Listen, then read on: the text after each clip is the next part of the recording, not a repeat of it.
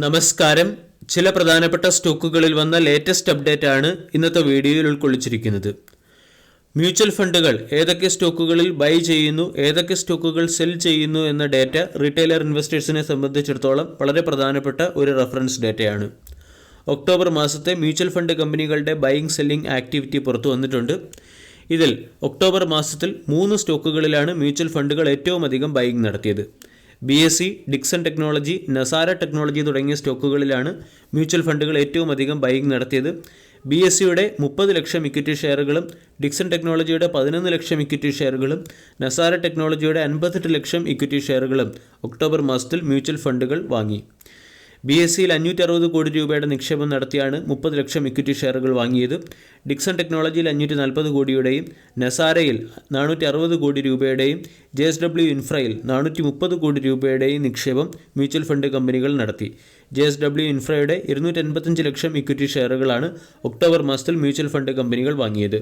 CNG ഇൻ്റർനാഷണലിൽ 410 കോടി രൂപയുടെ investment നടത്തി 61 ലക്ഷം ഇക്വിറ്റി ഷെയറുകളും PB ഫിൻടെക്കിൽ 360 കോടി രൂപയുടെ നിക്ഷേപം നടത്തി 51 ലക്ഷം ഇക്വിറ്റി ഷെയറുകളും TVS ഹോൾഡിംഗിൽ 300 കോടി രൂപയുടെ നിക്ഷേപം നടത്തി 8 ലക്ഷം ഇക്വിറ്റി ഷെയറുകളും ക്രെഡിറ്റ് ആക്സിസിൽ 280 കോടി രൂപയുടെ നിക്ഷേപം നടത്തി 16 ലക്ഷം ഇക്വിറ്റി ഷെയറുകളും കോഫോർജിൽ 240 കോടി രൂപയുടെ ഇൻവെസ്റ്റ്മെൻറ്റ് നടത്തി 5 ലക്ഷം ഇക്വിറ്റി ഷെയറുകളും സിയിൽ 230 കോടി രൂപയുടെ ഇൻവെസ്റ്റ്മെൻറ്റ് നടത്തി 87 ലക്ഷം ഇക്വിറ്റി ഷെയറുകളുമാണ് മ്യൂച്വൽ ഫണ്ട് കമ്പനികൾ ഒക്ടോബർ മാസത്തിൽ വാങ്ങിയത്.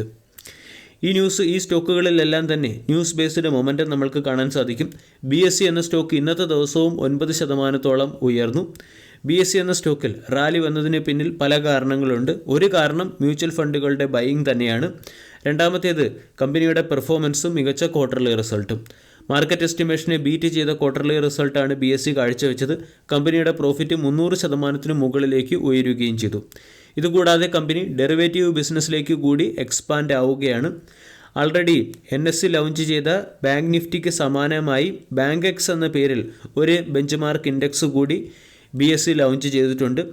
കൂടുതൽ ഇൻവെസ്റ്റേഴ്സും ട്രേഡേഴ്സും ബാങ്ക് എക്സിലേക്ക് ആകർഷിക്കപ്പെടുന്നതും ബാങ്ക് എക്സിൽ ഡെറിവേറ്റീവ് ട്രേഡ് നടത്തുകയും ചെയ്യുന്നത് BSEയുടെ റവന്യൂ വർദ്ധിക്കുന്നതിന് പിന്നിലെ പ്രധാന കാരണമായി പ്രവർത്തിച്ചേക്കും. ഡിക്സൺ ടെക്നോളജി എന്ന സ്റ്റോക്കും ചുരുങ്ങിയ സമയത്തിനുള്ളിൽ മികച്ച റിട്ടേൺ നൽകി. ഡിക്സൺ ടെക്നോളജിക്ക് ചൈനീസ് കമ്പനിയായ ഷവോമിയുടെ ഡിക്സൺ ടെക്നോളജി എന്ന company Chinese mobile phone manufacturing കമ്പനിയായ ഷവോമിയുടെ ഏറ്റവും വലിയ ക്ലയൻ്റായി മാറുകയും ചെയ്തിട്ടുണ്ട്. ഇതിൻ്റെ പശ്ചാത്തലത്തിൽ 2026 ഫിനാൻഷ്യൽ ഇയറോടുകൂടി ഡിക്സൺ ടെക്നോളജിയുടെ റവന്യൂ 33,000 കോടിക്ക് മുകളിലേക്ക് ഉയരും എന്നാണ് അനലിസ്റ്റുകൾ പറയുന്നത്. നസാര ടെക് എന്ന സ്റ്റോക്കിലും റീസെൻ്റ്ലി ബൈയിങ് നമ്മൾക്ക് കാണാൻ സാധിച്ചു. സ്കിൽ ബേസ്ഡ് റിയൽ മണി ഗെയിമുകൾക്ക് മുകളിൽ 28% GST ഗവൺമെൻറ് ഏർപ്പെടുത്തിയതിൻ്റെ പശ്ചാത്തലത്തിൽ ഡെൽറ്റ കോർപ്പുകൾ പോലുള്ള സ്റ്റോക്കുകൾ ഇടിയുകയാണ്.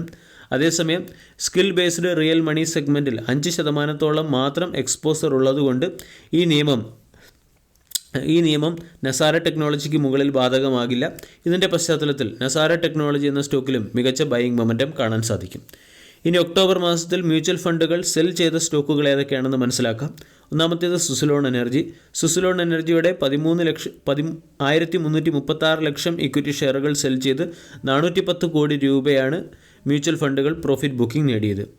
ബന്ധൻ ബാങ്കിൻ്റെ 173 ലക്ഷം ഇക്വിറ്റി ഷെയറുകൾ സെൽ ചെയ്ത് 370 കോടിയും ചോള ഫിനാൻസിൻ്റെ 30 ലക്ഷം ഇക്വിറ്റി ഷെയറുകൾ സെൽ ചെയ്ത് 340 കോടിയും MCXൻ്റെ 13 ലക്ഷം ഇക്വിറ്റി ഷെയറുകൾ സെൽ ചെയ്ത് 300 കോടിയും സെയിലിൻ്റെ 385 ലക്ഷം ഇക്വിറ്റി ഷെയറുകൾ സെൽ ചെയ്ത് 300 കോടിയും IPCയുടെ 19 ലക്ഷം ഇക്വിറ്റി ഷെയറുകൾ സെൽ ചെയ്ത് 180 കോടിയും IDFCയുടെ 182 ലക്ഷം ഇക്വിറ്റി ഷെയറുകൾ സെൽ ചെയ്ത് 170 കോടിയും അതുലിൻ്റെ 2 ലക്ഷം ഇക്വിറ്റി ഷെയറുകൾ സെൽ ചെയ്ത് 180 കോടിയും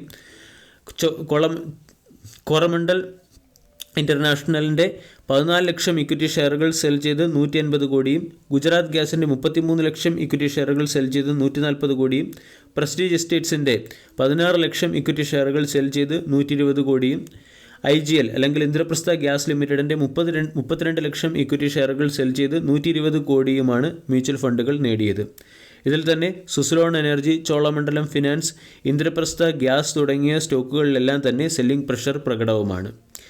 സുസിലോൺ എനർജി എന്ന കമ്പനി ചുരുങ്ങിയ സമയത്തിനുള്ളിൽ മികച്ച റിട്ടേൺ നൽകുകയും 6 മാസം കൊണ്ട് ഏകദേശം സ്റ്റോക്ക് 370% റിട്ടേൺ നൽകുകയും ചെയ്തു.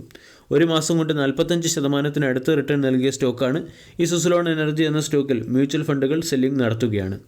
അതോടൊപ്പം തന്നെ സൺ ഗ്രൂപ്പിൻ്റെ പ്രൊമോട്ടറായ, അതായത് സൺ ഫാർമയുടെ പ്രൊമോട്ടറായ ദിലീപ് സാങ്വി സുസുലോൺ എനർജിയുമായി ഉണ്ടാക്കിയ ഷെയർ ഹോൾഡേഴ്സ് എഗ്രിമെൻറ്റിൽ നിന്നും പിൻവാങ്ങിയതും സ്റ്റോക്കിനെ സംബന്ധിക്കുന്ന ഒരു നെഗറ്റീവ് അപ്ഡേറ്റ് ആണ്.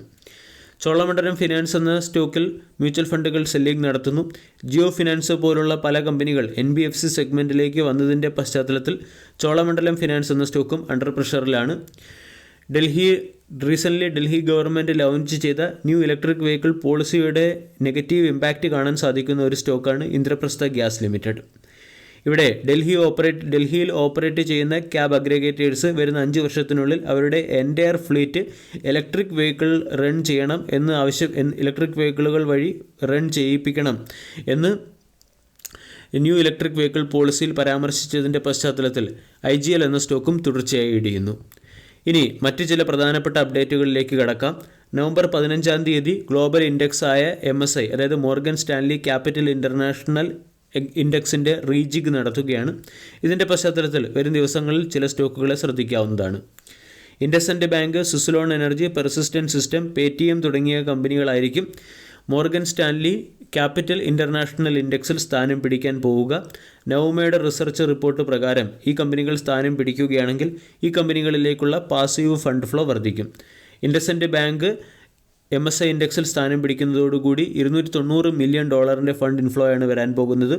സുസുലോൺ എനർജി സ്ഥാനം പിടിച്ചാൽ $264 മില്യൺ ഫണ്ട് ഇൻഫ്ലോയും, പെർസിസ്റ്റൻറ്റ് സിസ്റ്റം സ്ഥാനം പിടിക്കുമ്പോൾ $288 മില്യൺ ഫണ്ട് ഇൻഫ്ലോയും, പേടിഎം സ്ഥാനം പിടിക്കുമ്പോൾ $163 മില്യൺ ഫണ്ട് ഇൻഫ്ലോയുമാണ് ഈ സ്റ്റോക്കുകളിലേക്ക് വരുന്നത്.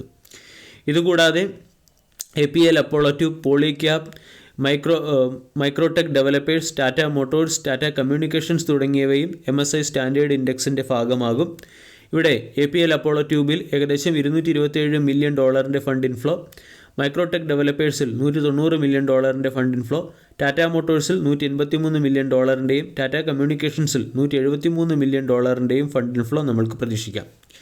പോളിക്യാബ്, മൈക്രോടെക് ഡെവലപ്പേഴ്സ് തുടങ്ങിയ സ്റ്റോക്കുകൾ മിഡ് ക്യാപ്പിൽ നിന്നും ലാർജ് ക്യാപ്പ് സെഗ്മെൻറ്റിലേക്ക് മാറുകയാണ്. 2024 ജനുവരി മാസത്തോടുകൂടിയായിരിക്കും ആംഫിയുടെ, അതായത് association of mutual fund federation of ഇന്ത്യയുടെ കാറ്റഗറൈസേഷൻ പ്രകാരം പോളിക്യാബ്, മൈക്രോടെക് തുടങ്ങിയ സ്റ്റോക്കുകൾ ലാർജ് ക്യാപ്പ് കാറ്റഗറിയിലേക്ക് മാറുന്നത്.